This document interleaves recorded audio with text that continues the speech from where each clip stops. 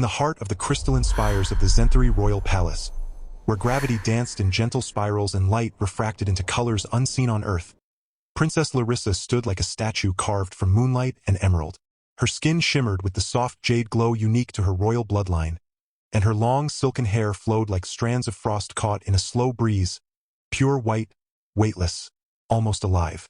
She was the last heir of House Valen, the most ancient dynasty in the trigalactic Concord, blessed or cursed, with the soul mark, an ancestral gift that would ignite within her chest when she touched her true soulmate.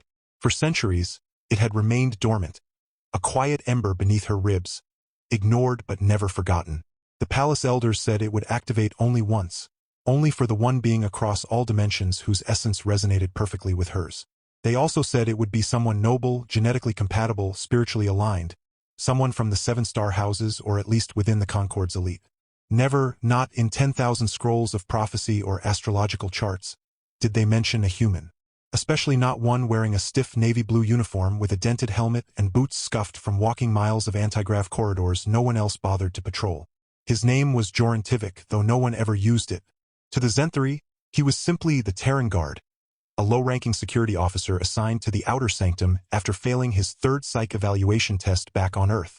He wasn't tall, not particularly strong, and his idea of diplomacy involved shrugging and saying, "I dunno, boss." But what Joran lacked in finesse, he made up for in stubbornness and an uncanny ability to fall asleep standing up during night shifts.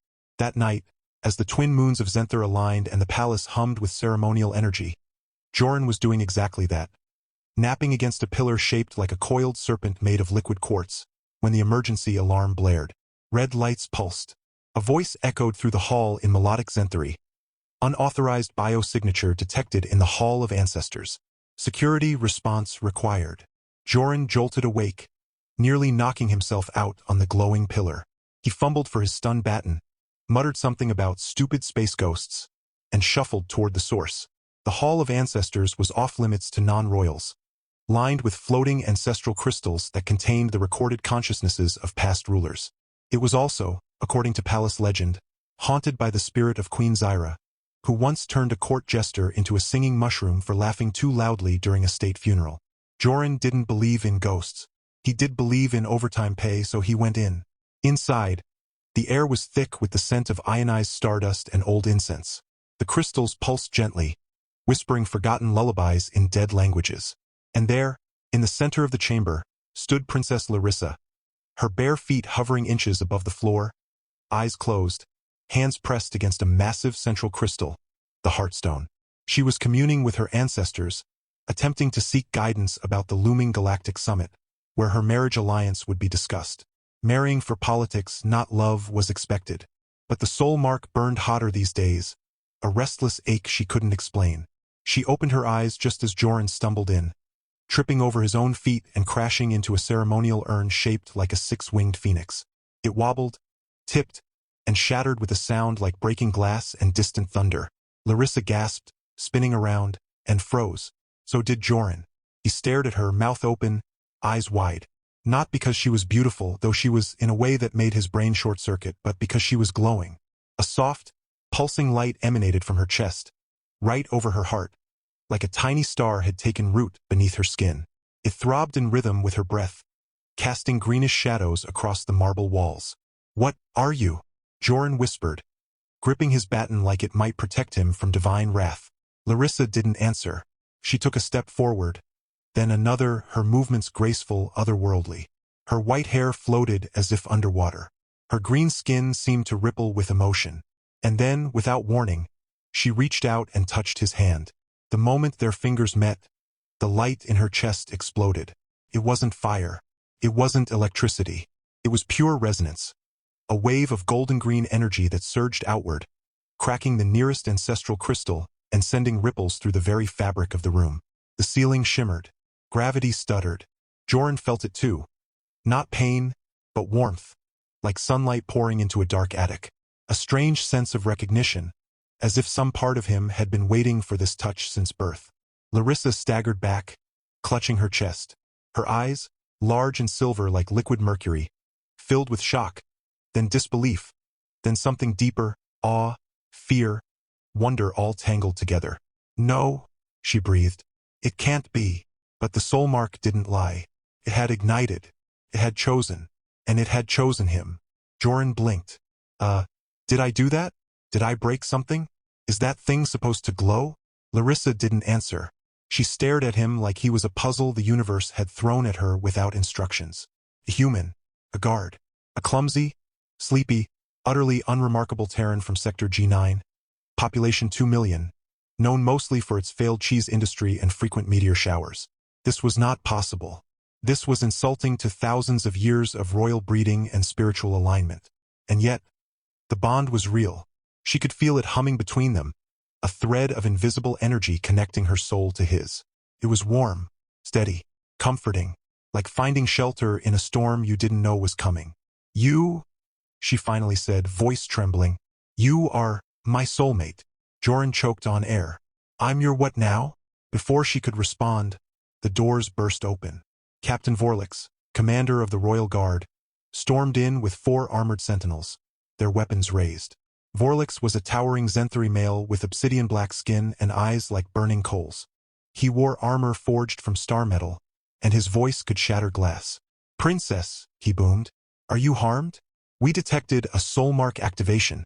His words died as he saw Joran. His lip curled in disgust. A Terran? Here? In the Hall of Ancestors? With you? Larissa straightened, regaining her composure. He startled me. There was an accident. Nothing more. Vorlix narrowed his eyes. The soul mark does not activate for accidents. Chooses. And it has chosen this. He gestured at Joran like he was a stain on the floor. Joran, still dazed, held up his hands. Look, I don't know what's going on, but I swear I didn't mean to touch anything. I was chasing a raccoon or something. Wait, is there raccoons here? There are no raccoons on Zenthar, Vorlix snapped. Only intruders and fools. Larissa stepped forward. Captain, I request privacy. This matter is delicate. Vorlix hesitated. Protocol demanded he remove any non-royal from the sacred hall immediately. But the soul mark was sacred law. If it had activated, the universe itself had spoken. To interfere was blasphemy. With a grunt of displeasure, he bowed. As you command, Highness. He shot Joran a glare that promised future violence and backed out, the others following. Silence returned. Thicker now. Charged. Larissa turned to Joran. Do you have any idea what just happened? Joran scratched his head. Well, your chest lit up like a Christmas tree when I touched you. So, did I give you a shock? Are you electric? She exhaled sharply. No. The soul mark, it's a biological and spiritual indicator. When a Zenthari meets their destined soulmate, it activates. Permanently. Irreversibly. Joran blinked. So, we're like soulmates? Married? Bonded? Do I get benefits? Larissa stared at him. You're joking. Not really. I mean, I've never even kissed anyone. My last date ended when the restaurant got swallowed by a sinkhole. I'm not exactly Prince Charming. Something unexpected happened then. Larissa laughed. It was soft at first, then full-bodied, echoing through the hall like wind chimes in a storm. She covered her mouth, surprised by her own reaction. She hadn't laughed like that in years. Maybe ever. You're ridiculous, she said, still smiling. But the mark doesn't lie. You are mine, and I am yours. Joran's face turned red. Whoa. Hold on. I didn't sign up for intergalactic destiny. I signed up for minimum wage and dental. But even as he protested, he felt it, the pull, the warmth in his chest, the odd sense of calm that came whenever he looked at her. It wasn't logic. It was something deeper, something older than thought. Before either could say more, alarms blared again. This time, urgent, panicked. The palace trembled. Lights flickered. From outside, the sky turned crimson as warships descended from the upper atmosphere, their hulls marked with the jagged symbol of the Caerwell Dominion, ancient enemies of the Zenthari, sworn to destroy the Soul Mark bloodline. War had come, and it had come now. Larissa's smile vanished. She grabbed Joran's arm. We have to go. Now. But. No time. The Caerwell hunt soul-marked royals. If they find you, they'll dissect you to study the bond. Joran paled. They'll what? She pulled him toward a hidden passage behind the Heartstone. Move! They ran through twisting tunnels lit by bioluminescent moss, the sounds of battle growing louder behind them. Explosions rocked the palace. Screams echoed. Joran stumbled, fell, got up again, muttering, "I just wanted to finish my nap." In the throne room above, Captain Vorlix led the defense, but the KRYLL were overwhelming. Their soldiers were hulking beasts with armored exoskeletons and plasma whips. Their leader, General Drax, a monstrous figure with 3 eyes and a voice like grinding stone, strode through the wreckage, searching. "Find the princess," he roared. "And the human. The bond must be severed before the alignment." Back in the tunnels, Larissa and Joran reached a small chamber, a forgotten sanctuary. Inside, an ancient device hummed. The Veil portal, capable of transporting 2 beings across dimensions, but only once every 100 years. Tonight was its activation night. "We can escape," Larissa said, typing commands into the console. "To Elora Prime, neutral territory, safe." Joran looked at the swirling vortex forming in the center of the room. "And then what? We hide forever?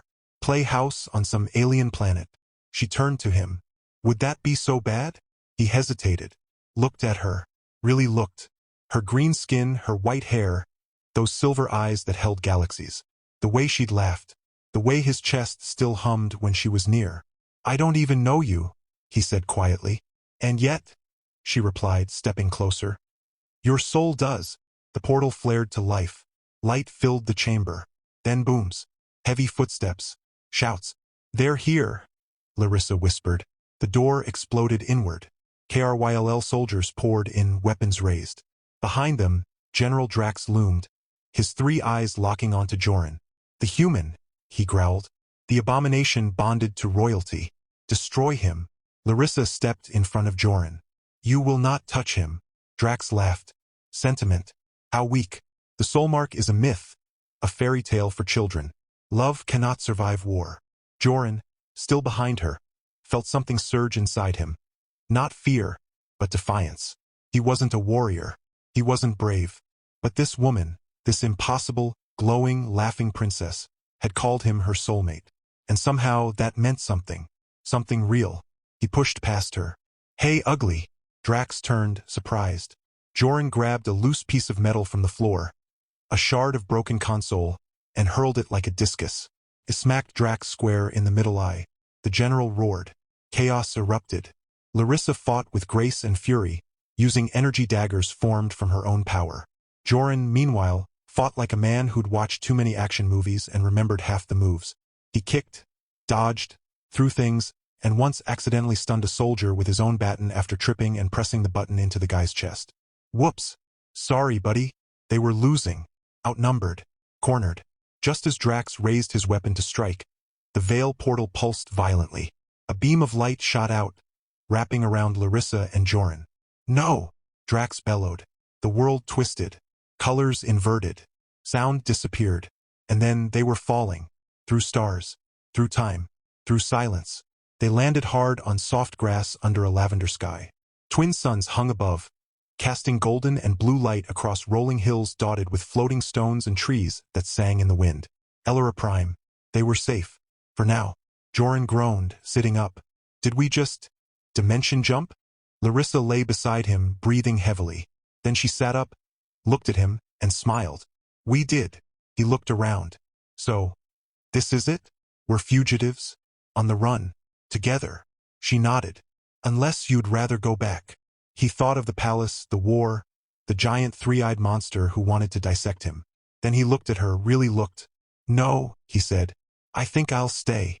She reached for his hand. The soul mark glowed softly between them. And somewhere, in the vast tapestry of the universe, a new story began.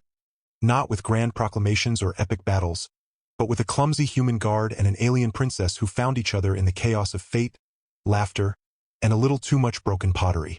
Days passed on Elora Prime. The air smelled sweet, like honey and rain. The locals, tall, winged beings with voices like chimes, didn't question their arrival. To them, travelers from the Veil were legends, messengers of balance. Larissa and Joran were given shelter in a village built into the side of a glowing mountain, where homes grew from living crystal and food appeared when you sang the right note. At first, Joran struggled. He missed coffee. He missed socks. He missed being able to understand half the signs. But Larissa taught him. Slowly, patiently, she showed him how to summon water from the air, how to ride the wind currents on glider vines, how to speak in tones instead of words. And he made her laugh. Constantly. Once, he tried to cook using earth methods and set a kitchen-sized crater in the backyard. Another time, he mistook a sacred meditation pool for a hot tub and fell in fully clothed while 100 villagers bowed in silence. But each mistake brought them closer. One evening, as they sat on a cliff watching the twin suns set, painting the sky in violet and gold, Larissa asked, "Do you regret it? Leaving everything?" Joran leaned back on his elbows. "I left a job I hated, a planet that barely noticed me, and a fridge full of expired yogurt. No regrets." She smiled. "And us? This bond." He turned to her. "I don't understand it. I don't believe in destiny. But I do know that when I'm with you, I feel right, like I finally fit somewhere." Tears glistened in her silver eyes. "That is the bond.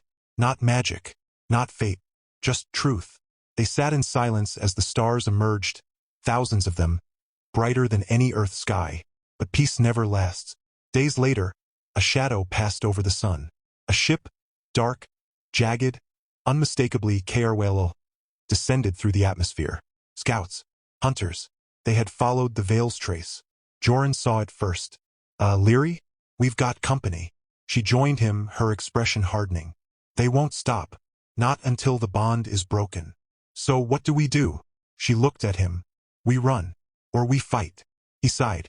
"I vote for running. I'm terrible at fighting." But then he remembered the look in Drax's eyes. The way Larissa had stepped in front of him. The warmth in his chest that never faded. "Actually," he said, standing taller, "maybe we fight." She raised an eyebrow. "You? I've got a stun baton, a rock, and about 5 bad jokes. What do you say?" She laughed. Her bright, clear laugh, and took his hand. Together, they walked toward the village, where the winged people were already gathering, ready to defend their guests. The HFY landed. Soldiers marched out. And from the edge of the field, Joran stepped forward, holding up his baton. "All right, listen up," he shouted. "I don't know what your deal is, but this is a no-dissection zone. Got it? No cutting, no probing, no weird science stuff. And if you want her, you go through me." The lead HFY snarled. "You are nothing. A speck. A mistake." Joran grinned. "Yeah? Well, this speck's got backup." Behind him, Larissa raised her hands. Energy crackled around her.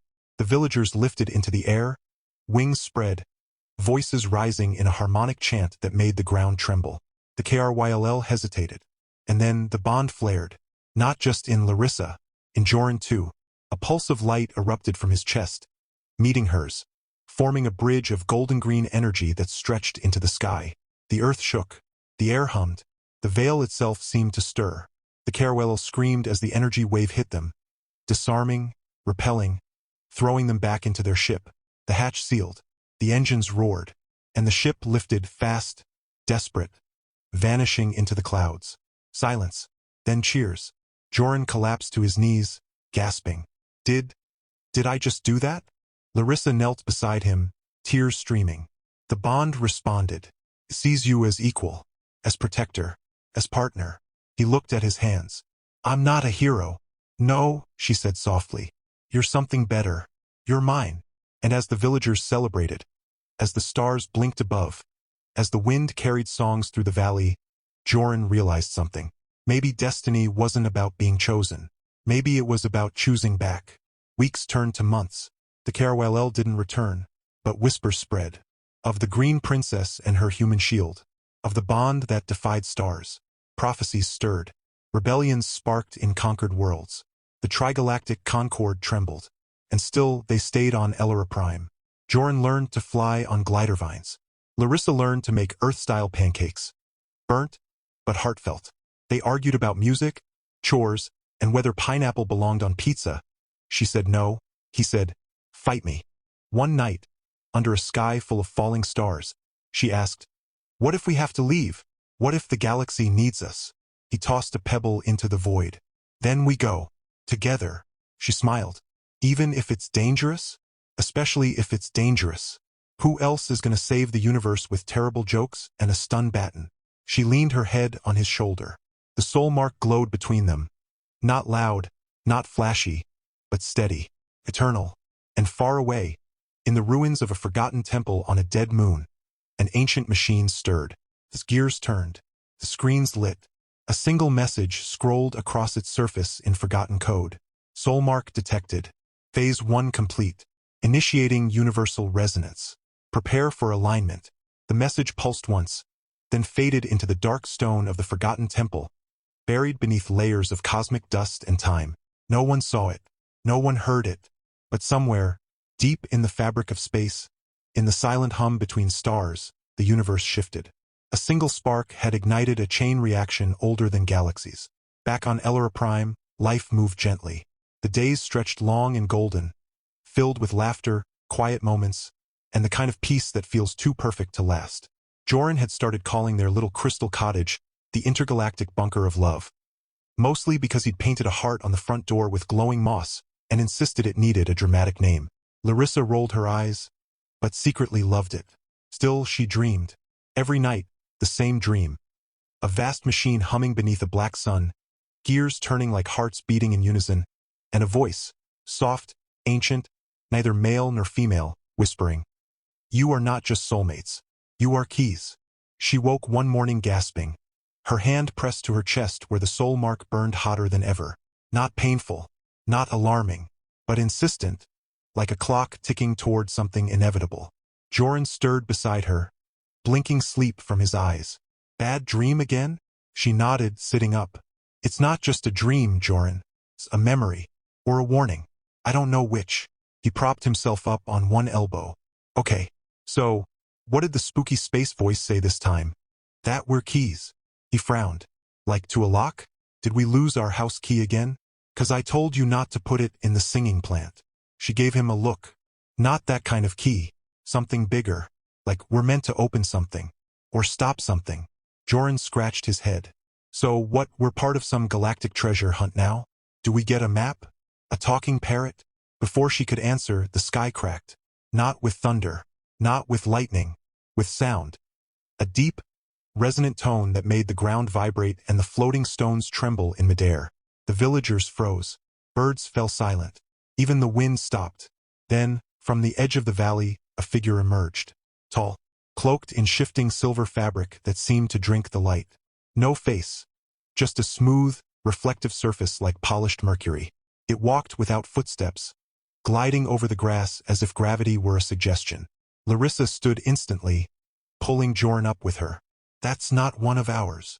"No kidding," Joran muttered, gripping his stun baton like a lifeline.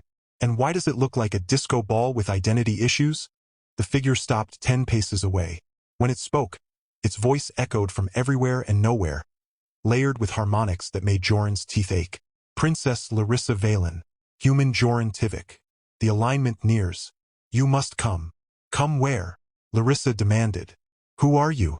"I am the echo of the first architects, guardians of the veil, creators of the soul mark." Joran blinked. "Wait, you made that glowy thing in her chest. And in yours now. The bond has evolved. You are no longer merely matched. You are awakened." Larissa's breath caught. "What does that mean?" "It means the soul mark was never just about love. It was a failsafe, a mechanism designed eons ago to find two souls whose resonance could stabilize the collapsing dimensions. The universe is fraying. Realities bleed into one another. And only a bonded pair, one of royal Zenthari blood, one of untouched human spirit, can restore balance." Joran stared. "So, we're not just soulmates. We're, like, cosmic repairmen." "Precisely. And if we don't go?" Larissa asked. "Then all worlds will unravel. Yours, mine, even those yet unborn." Silence. Joran looked at Larissa. She looked back. No words, just understanding. Finally, he sighed. "Well, guess the vacation's over." They left Elora Prime under a sky streaked with unnatural colors. Greens and purples that hadn't been there before. The winged villagers sang a farewell song that made the air shimmer. And one old elder pressed a small crystal into Joran's hand. "For luck," he said in broken Terran. "And for jokes." The echo led them to a ship unlike any they'd seen. A vessel grown, not built, shaped like a spiral seashell forged from starlight and silence. It hovered without engines, responding to thought rather than commands. Inside, the walls pulsed softly, alive with memories of ancient civilizations. As they traveled through folded space, the echo revealed more. The soul mark had been created by the first architects, being so advanced they existed outside time. They foresaw the great fracture, a moment when entropy would accelerate, dimensions would collide, and existence itself would begin to forget its own rules. To prevent it, they seeded the soul mark across galaxies, waiting for the perfect pair to emerge. One with the genetic memory of order, one with the chaotic potential of free will. You, Princess, carry the blueprint of harmony, the echo explained. You, Joran, carry the spark of unpredictability. Together, your bond creates a frequency that can recalibrate reality. Joran rubbed his temples. So, let me get this straight. I'm here because I'm weird. Because you are human, the echo corrected. A species born of chaos, survival, and irrational hope. You laugh in the face of danger. You love without logic. You believe in things you cannot see. That is power beyond measure. Larissa smiled at him. He did fight a Caruel general with a piece of pipe and a knock-knock joke. I still think orange. You glad I didn't say banana? Was solid, Joran said proudly. Their journey took them to the edge of nowhere, a place between spaces, where time dripped like honey and stars hung frozen in glass. There, suspended in the void, floated the core nexus, a massive, rotating sphere of light and shadow, pulsing like a heartbeat. Cracks ran across its surface, leaking streams of distorted energy, echoes of dying realities. This is the heart of all dimensions, the echo said. It must be sealed, but the ritual requires sacrifice. Larissa stepped forward. Name it. One of you must remain within the nexus.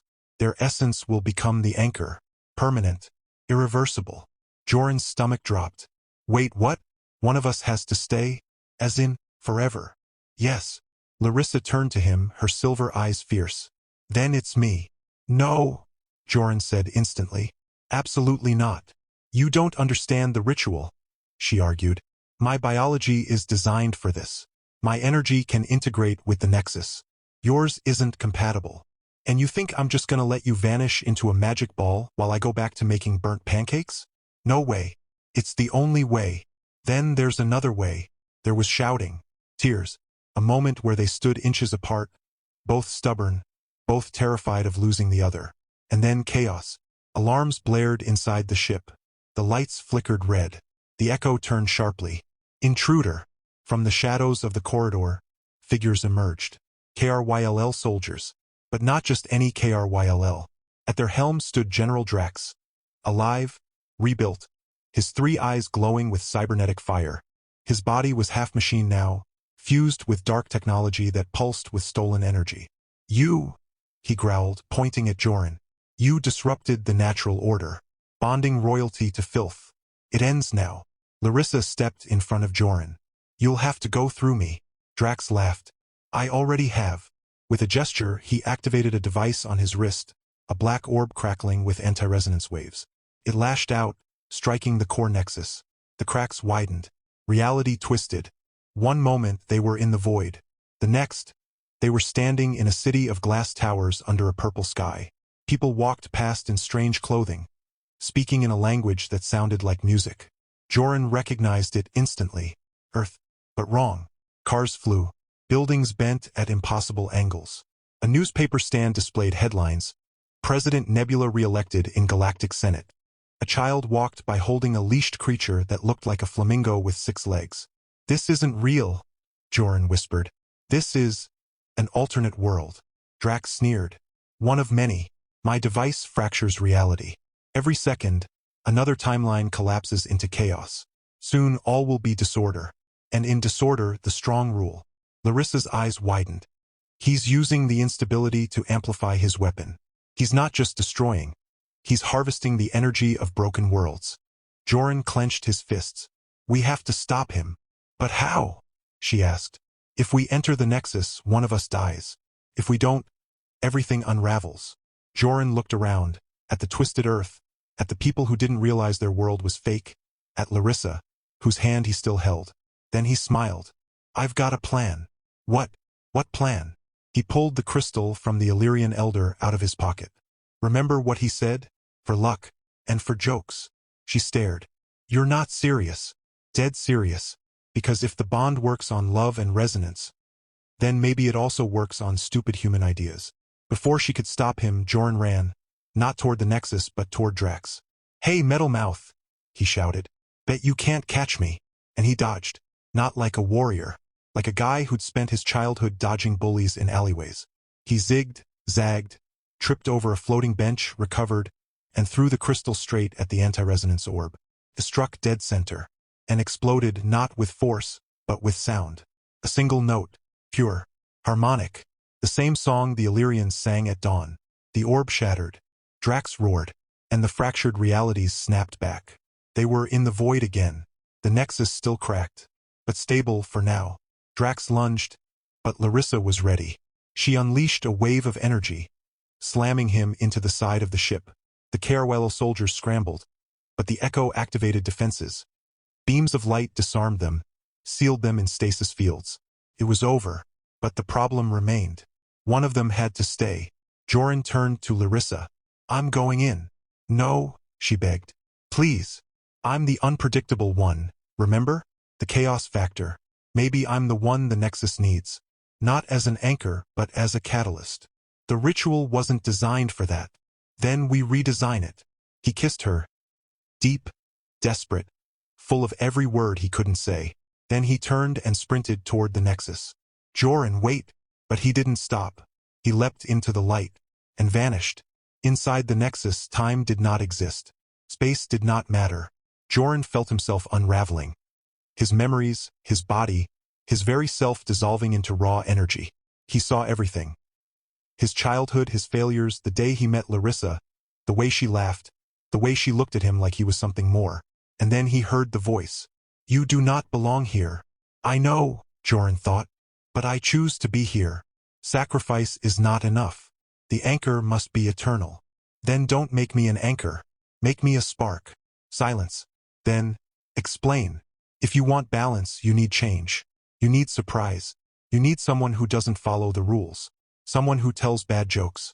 Someone who falls asleep on duty. Someone who loves a green-haired alien princess more than sense." The Nexus pulsed. "You offer not sacrifice, but transformation. Yeah, call it a warranty upgrade." A beat, then laughter.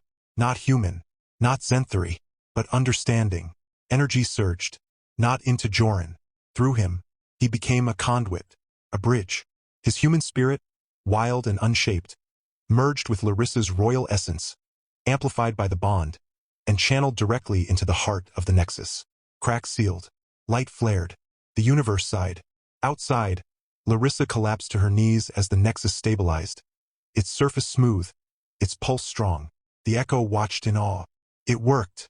He became the spark, the frequency stabilizer. But where is he? Then a flicker. A shape formed in the air above the Nexus. Translucent, smiling. "Joran." "Miss me?"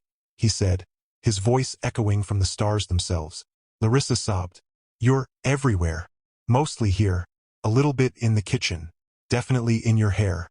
I told you not to use that glitter shampoo." She laughed through tears. "You're not gone. Nope. Just upgraded. Think of me as the universe's new background music." The Echo bowed. The balance is restored. The architect's design fulfilled. But in a way never recorded. Joran grinned. "Good. Keeps things interesting." From that day the legends grew. Of the green princess who wandered the stars, healing broken worlds. Of the human spirit who lived in the wind, the light, the laughter of children across galaxies. Of the bond that defied death, logic, and even the architects of fate. And sometimes, on quiet nights, when the twin suns set over Elora Prime and the trees begin to sing, villagers swear they see two figures walking hand in hand. One solid, one shimmering like starlight. And if you listen closely, you can hear a familiar voice whisper, "Orange, you glad I didn't say banana?" And then laughter, endless, echoing, alive.